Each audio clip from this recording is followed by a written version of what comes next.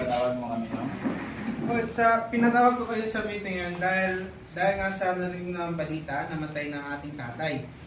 So dahil ako yung magulang, ako dapat mag-manage ng company. So akin yung 70%, sa inyo yung 10% kayo para sa ating company.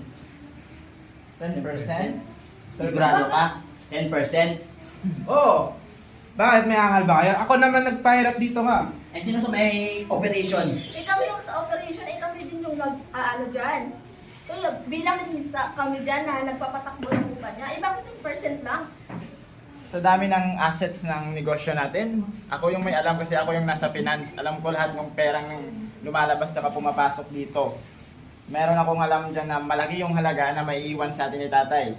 Pero bakit tig 10% lang sa amin yung mapupunta? Ano yung explanation mo dyan? Ano ginawa mo?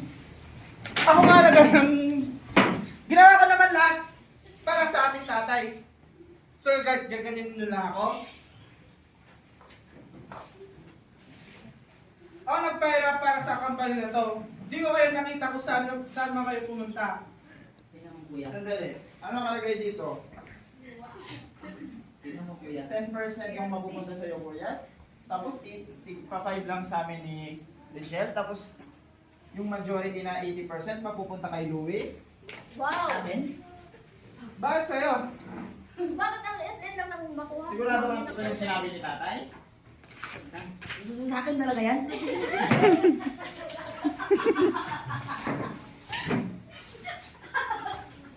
Baka yan sa sige lang.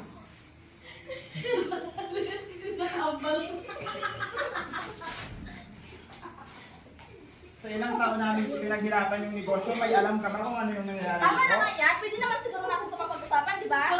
Sa akin yung operation, di ba? Pwede naman siguro natin ito mapag-usapan. Umalis ka dyan, huwag ka magpapapel. Ano ba? Isa ka pa.